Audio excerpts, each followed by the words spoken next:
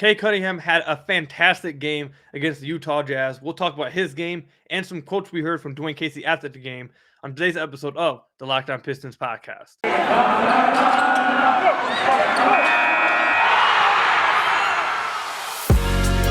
You are Locked On Pistons, your daily Detroit Pistons podcast. Part of the Locked On Podcast Network, your team every day.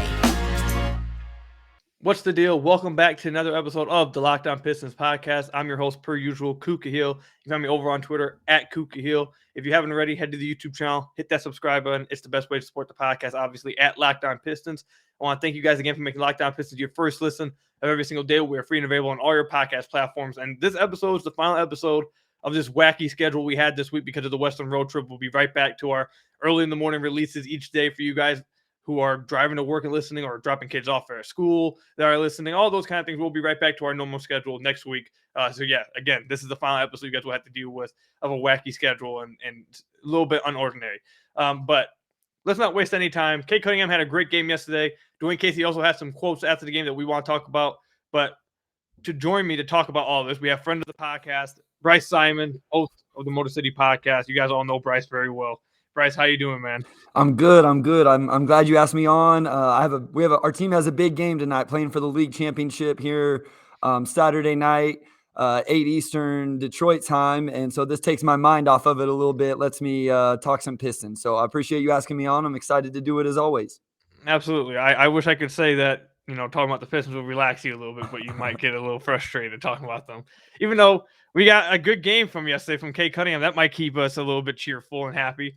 Bryce, obviously, Cade, like I said, he had a tremendous game yesterday against the Utah Jazz, who have Rudy Gobert, a tremendous rim protector, might be the best defensive player in the league. But Cade had his way yesterday. He started off the game, I believe, 7 of 8 from the field. He started to tail off a little bit shooting-wise towards the end, but he was affecting the game at all different levels. He was passing the ball, finding guys open, attacking from the paint, mid-range, three-point arc. Just what did you take away from Cade's game against Utah? Just I think that might be one of his best games of the year. Yeah, I thought he looked good. This was a game where I followed on Twitter, followed the box score, and then I had to watch after the fact because we had a game Friday night, the semifinal game. So I kind of knew that he was going to play well. So, whenever you know that, you kind of watch for it even more.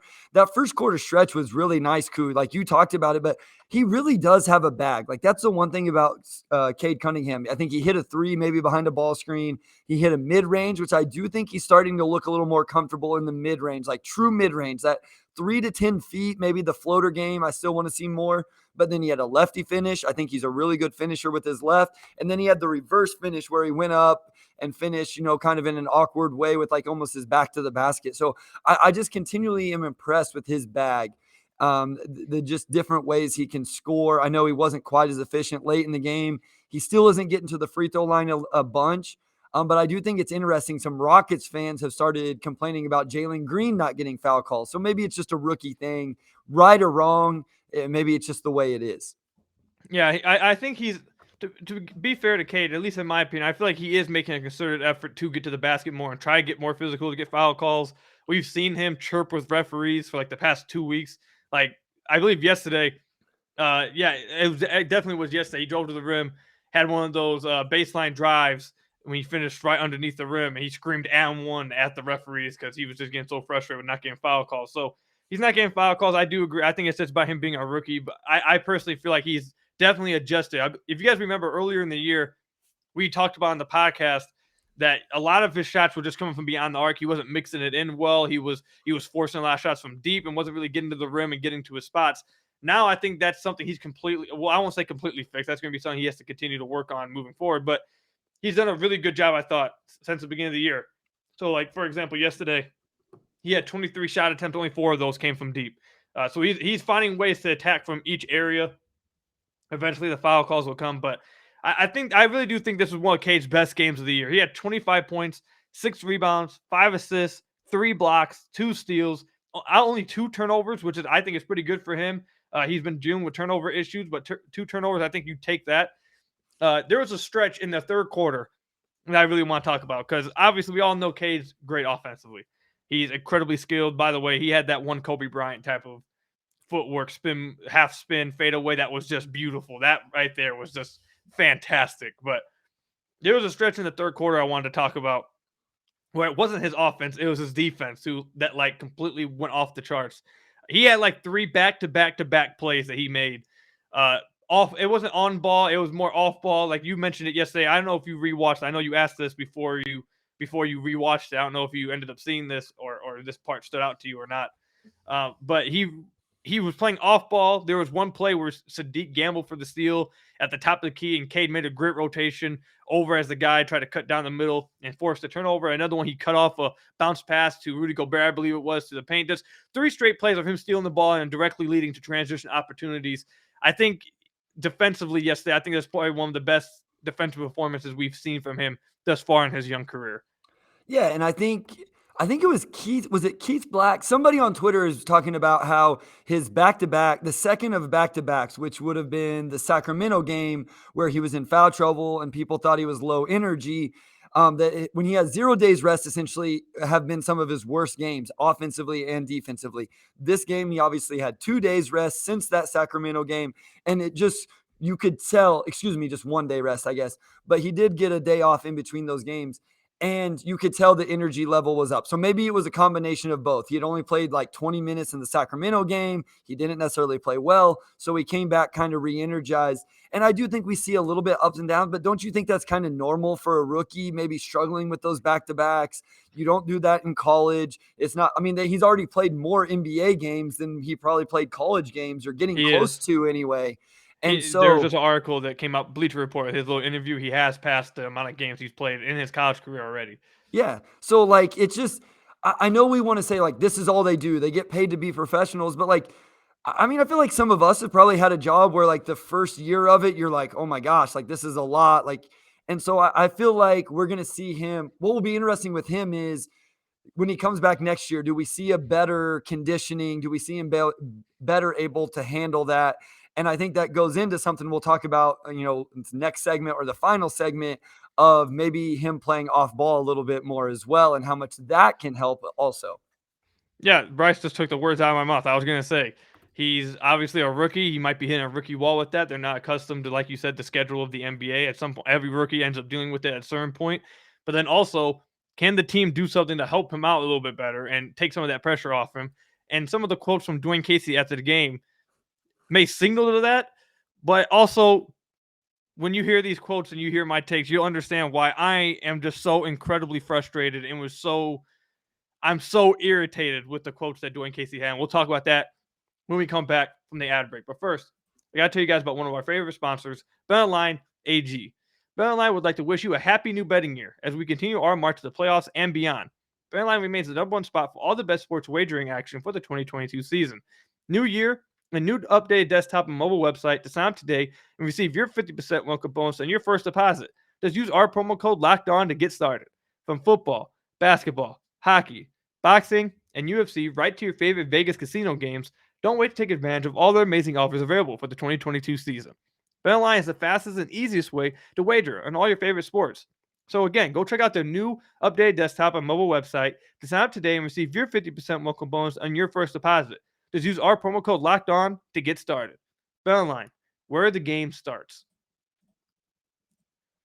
So I want to thank you guys again for making Locked On Pistons your first listen of every single day. We are free and available on all your podcast platforms. And make sure you go check out our YouTube channel, obviously at Locked On Pistons. Subscribe. It's the best way to support the podcast. We are nearing 1,400 subscribers. I can't believe we've gotten there so quickly. I appreciate all the support and all the support you guys show the podcast and me in general. But again, best way to support the podcast. You want to find a way to make your voice heard, go over to the YouTube channel, hit that subscribe button. Comment down below in the videos. Comment in the little discussion tabs. I love interacting with all you guys. Go check that out if you haven't already.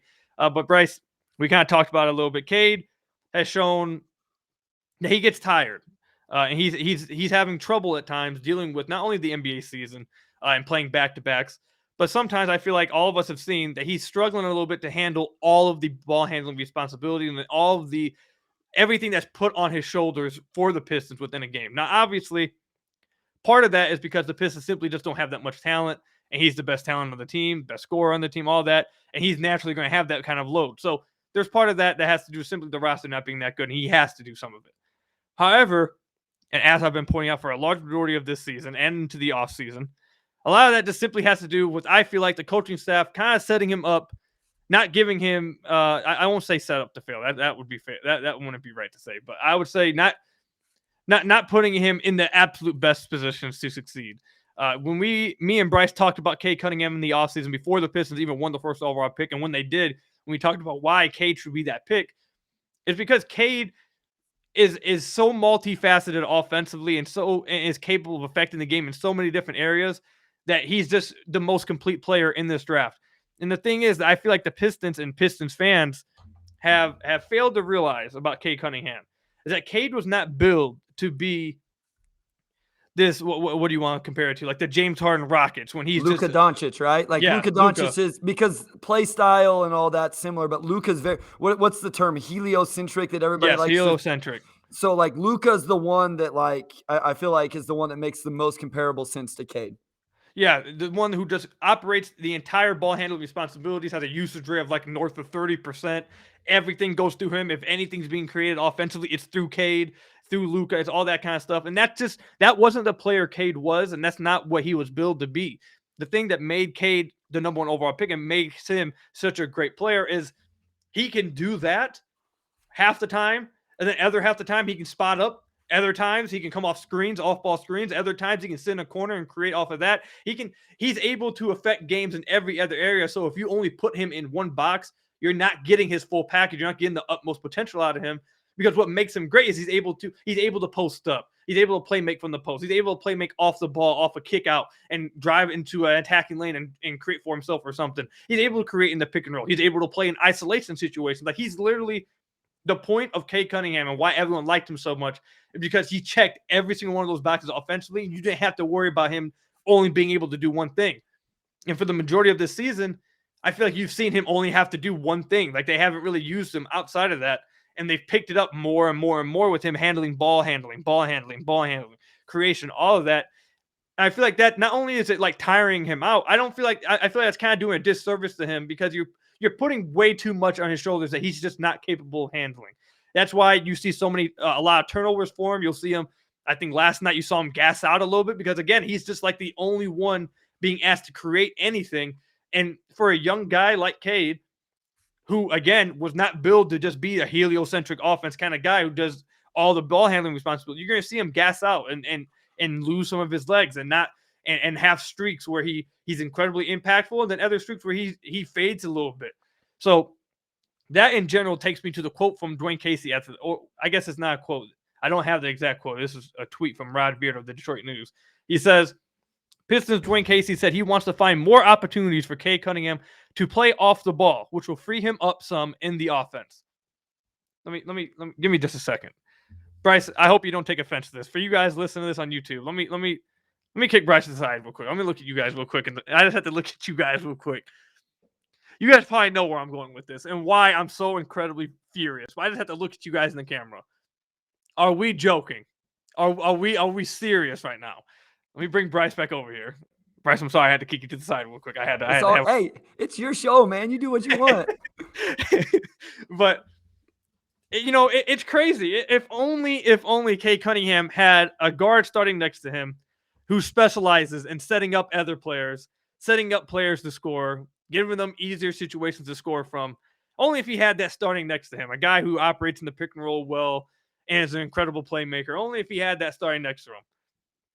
Oh shit, he does. That's and if you go to my Twitter and you go on my bio, the last thing you'll see is the corner is a sign of respect. And that quote comes directly from Dwane Casey, who says the reason why Killian Hayes is sitting in the corner is out of respect, and they wanted to get Cade the ball more in his hands. Now we're hearing a complete opposite tune of, well, we need to get Cade the ball off ball more. Let me say this. That is 100% truth. They should do that. But the fact that it took this long, and the fact that we've sat here all season, wherever you stand on Killian, everyone agrees that Killian's better with the ball in his hands, and he's good at setting up other players. That's where you get his value out of. So the fact that we spent, the first 40-something games of the season not seeing him do that a lot and going stretches where he literally just stands in the corner, it was always frustrating at that point. And it's kind of, I kind of want to say I refuse to believe it took Dwane Casey to actually see this long, or I don't know what was going on, but it's just irritating because this should have been the case all season. and him and Killian would have looked a lot better if this was how. I don't know if they actually will do it, but I think they would look better if they actually did, because that's how you make this backcourt work. That's what me and you talked about, Bryce, in the offseason, why we thought this could work. Yeah, I think it's a win-win. Like, I think whatever you think about Killian Hayes, like, I think you're a little higher than me. I'm higher still than most. But you find out what Killian Hayes can bring your team. Like, I don't know that we've found out what Killian Hayes can really do or not. Partly because of the injury, partly because of how he's been used. But yeah, put Cade off the ball and you find out what Killian can do on the ball in these ball screen situations where he's going to pass it. Like, it's not like he's not going to get Cade the ball in those situations. He's a very willing passer. You find out about Cade. Like, does he stay engaged? Is he able to do those things off the ball? Eventually, whether it's Killian or somebody else or whatever, like, this team has to acquire more offensive talent. There's somebody else going to come in that you're going to say, we want that guy to get 20 shots tonight. We want that guy to have the ball in his hands. And so Cade's going to have to get used to it. I think for the first 3 quarters, not all the time. I'm not saying you take it completely out of his hands, but yeah, let's let Cade play off the ball. Let's let him save his leg. Let's let him do all the other things. Be a good defender, rebounder, weak side, come over and get a couple blocks like you said he did on Friday night. And then in the fourth quarter, you put the ball in that man's hands every single possession and let him go to work. But he hasn't had to do it all game, so he has more energy and the efficiency is going to be better. Yeah, I completely agree with you. It's just frustrating for me because, it's like this should have been happening all season. Like, this is how they should have been using him and Cade together. And it just, when I say him, I mean Killian. So it's just, it's kind of frustrating, the fact that it took this long. And actually, I had something I wanted to say. I forgot for a second, but I remember now. Like you said, you don't have to go to the extreme with this, playing him only off ball. Like, people go too extreme with it in both scenarios. Like earlier, like a few weeks ago, there was a quote from Dwane Casey about the corner as a sign of respect. He says he likes putting Killian in the corner because he can spot up. That's true. Killian shoots the best from the corner, but there's also an extreme that you can go too far with that, to where you're just not even really using him. I feel like the Pistons have done that this season, where yes, that makes sense to, let's use the Killian in the corner example, spot Killian up in the corner because that's where he shoots best from. But there's also an extreme that you can get to where you're only putting him in the corner, and now you're not getting anything of value from him at all. And then you have fans saying, oh, he disappears for too long of stretches. Well, sitting in the corner is it's up and down. You're dependent on your teammates getting you the ball over there and dependent on your defender sagging in. Same thing with Cade. You want the ball in his hands, like Bryce said, in the fourth quarter, making the decision in clutch times. But there's also an extreme you can go to where he has his ball the entirety of the game, and now the fourth quarter, he doesn't have his legs. He's losing stamina. We've seen it just like in Utah last night. He starts to lose his efficiency because you go too far with the extreme. The Pistons have to find a way to strike a balance right there with these guards. And I continue to say that these guards can fit together. They have the archetypes that could fit together. If the Pistons can just find strike this balance with each other of Cade played off ball and on ball. Killian, you sit in the corner sometimes. Killian, you create for others on the ball sometimes. They have to strike that balance somehow, some way, and hopefully we see that before the end of the year. So that's what I wanted to ask. You brought it up. So I personally think Killian Hayes' archetype of player is what fits well next to Cade, offensively and defensively. Now, the one thing where it's not a perfect fit offensively is Killian hasn't shown to really be like a 40% three-point shooter.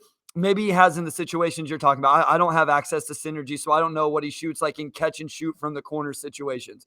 But I think a guy that can stand in the corner when necessary and space the floor and catch and knock down threes, but also a guy who can have pick and roll usage is the right backcourt running mate with Cade. And then on the other end, guard primary guards, so Cade can play a little bit more off ball on the defensive end. Now, whether it ends up being Killian or not, I'm not guaranteeing it's Killian. I think I would like to see whether it's Killian or not still, but I think that's the archetype. So to me, it makes sense to use Killian in that role, find out if he can be or not. If he's not, then go get the next guy. But I do think that type of player fits really nice next to Cade. And the thing is that as of right now, Killian is that guy on this roster right now. Future, we don't know if he's going to be that guy still. But as of right now, Killian is that person on the roster who fits that bill. So the fact that they just haven't been really using him like that is just frustrating to me. And to back up what you were saying, Killian Hayes is right now on the season shooting 40% from the corners, and on all catch and shoot opportunities, he's in the 31st percentile, which they have as average. When he's guarded, he's at the 18th percentile. That's below average. When he's unguarded, he's in the 65th percentile. Very good. So there are some numbers to back up what you were talking about right there. But when we come back, we'll drop it there. When we come back, we'll talk about some unsung heroes, apparently, that have now came out of nowhere and decided to play extremely well. We'll talk about them when we come back. But first, I got to tell you guys about another one of our sponsors. This one is your guys' favorite sponsor, Built Bar. It's the new year, so that means New Year's resolutions. If yours is about getting fit or eating healthier, include a Built Bar in your plan. Built Bar is the protein bar that tastes like a candy bar, maybe even better than a candy bar. Built Bar makes it easier to stick to your resolution because it tastes so good you'll actually want to eat it. Unlike other protein bars, which can be chalky or waxy or taste like a chemical spill. You want to eat healthy, but it just gets so boring. Or like week 3, you might be thinking, this is just not worth it. Where's the chocolate at? Well, Built Bars are covered in 100% real chocolate. Most Built Bars have 130 calories, 4 grams of sugar, 4 net carbs, and 17 grams of protein. Compare that to a candy bar, which usually has around 240 calories, 30 grams of sugar, and dozens of net carbs. So here's an idea for the new year. Go to all your secret treat stashes, at home, in the pantry, at the office, in the car, wherever. Throw out all the sugary or calorie-filled treats and replace them with Built Bars. So when you're craving a snack or a treat, you can reach for something that's healthy and it tastes incredible. And there's so many flavors to choose from. Coconut almond, peanut butter brownie, raspberry, cookies and cream, salted caramel, and mint brownie, and many, many more. In fact, Built is always coming out with new limited-time flavors, so check out Built.com to see what's new. Again, go to Built.com and use our promo code LOCK15, and you'll get 15% off your order. Yes, that means LOCK15 promo code will get you 15% off your order at Built.com. Built Bar, the best-tasting protein bar ever. So I want to thank you guys again for making Locked On Pistons your first listen of every single day. We are free and available on all your podcast platforms. Make sure you go check out the YouTube channel if you haven't already at Locked On Pistons. Best way to support the podcast, hit that subscribe button. I'd really appreciate it. But Bryce, man, we've had an unsung hero happen as of late. Who comes to your mind first when we say that? I mean, the guy that you have to be talking about right now is Rodney McGruder, man. Like it's unbelievable. And I got to tell Pistons fans, like, you guys know I'm from Kansas. I grew up a KU fan. I'm sorry. But so I hate K-State, and that's where Rodney McGruder played his college basketball. So the only reason I cheer for Rodney McGruder right now is because he's a Detroit Piston.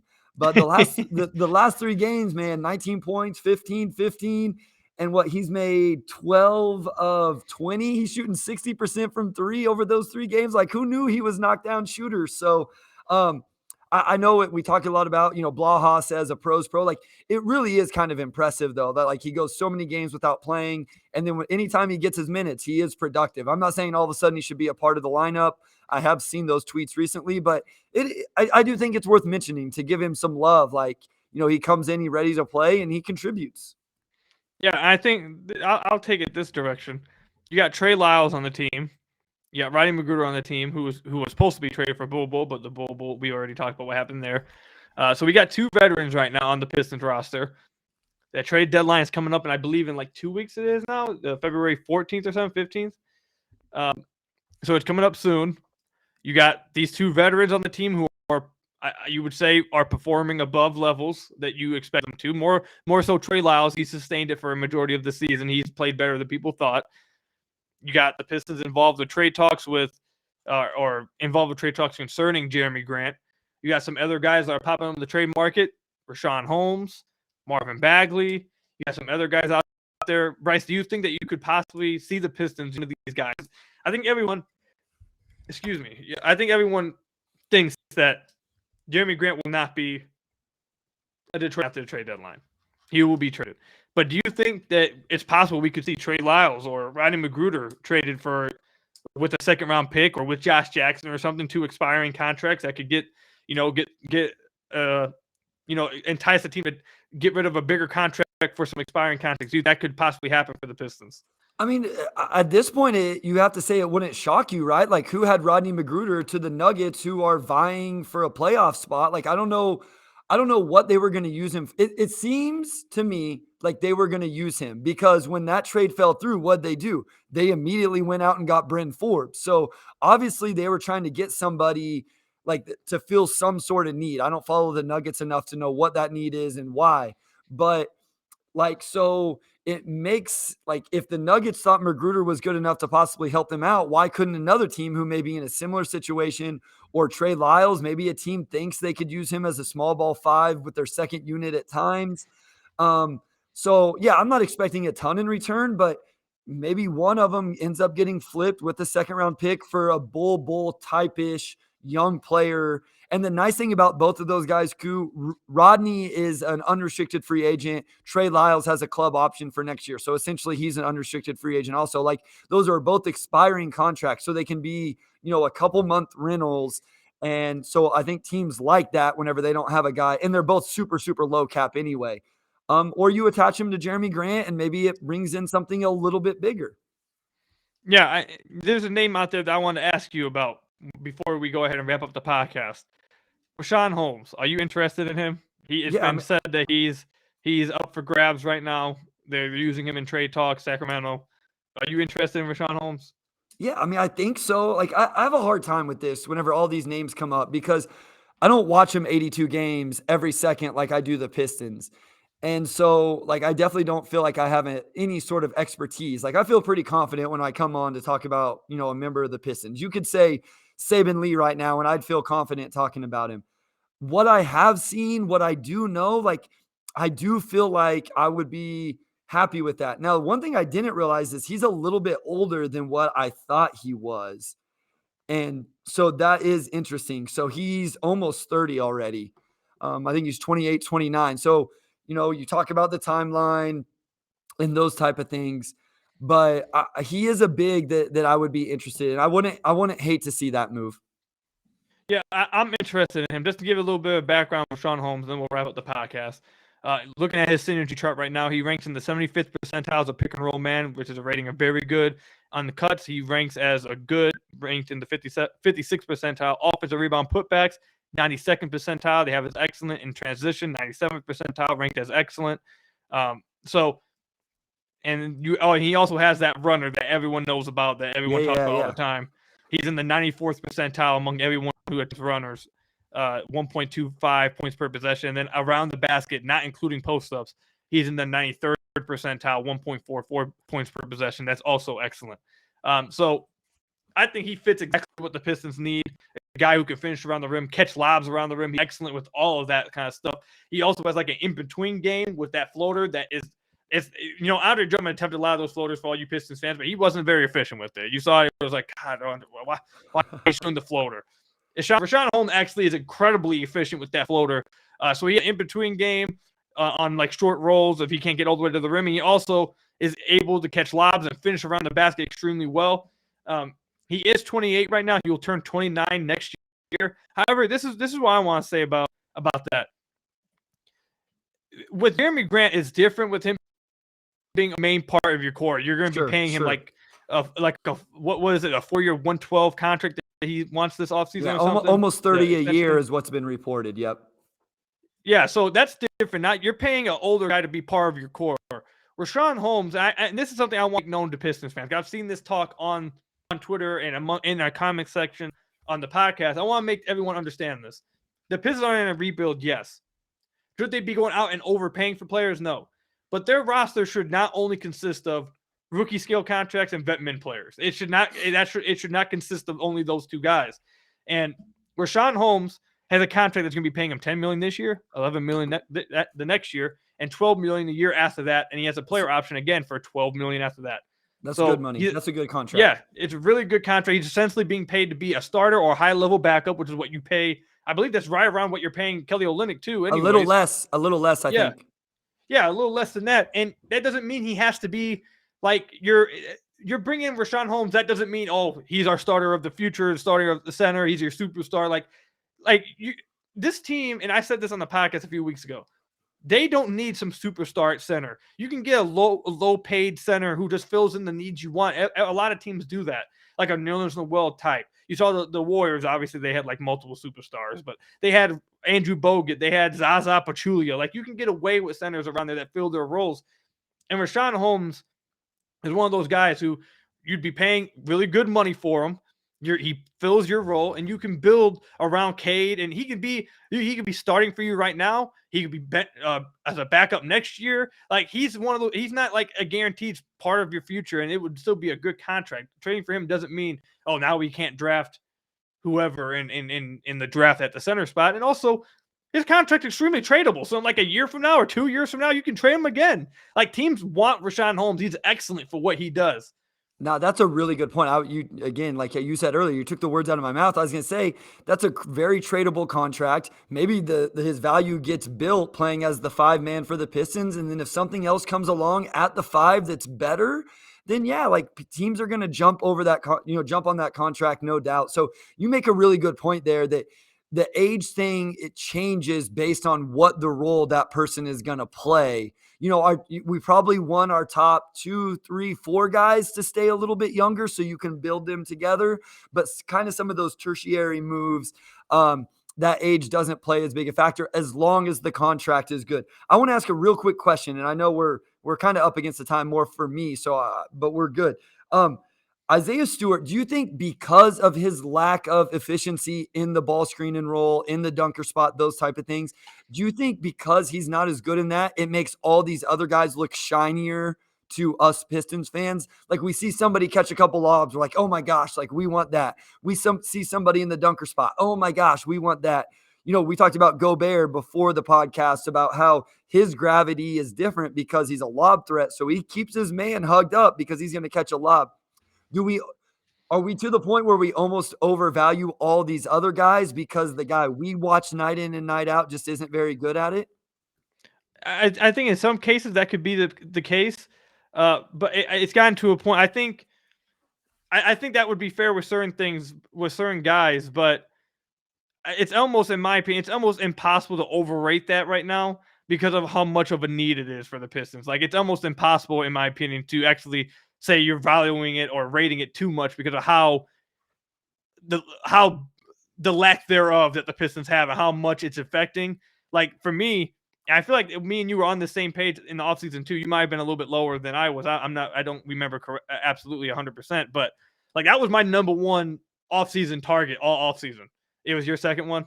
Yeah. So like it was my number one all offseason. I thought that was the main thing they needed. And we talked about earlier in the podcast with Killian possibly helping Cade take some of that pressure off. Having a role guy, I think, would help Cade a whole lot. Like there was multiple clips I tweeted out yesterday where like Rudy Gobert is not even guarding Isaiah Stewart, and it's just so hard for guys to get to the paint.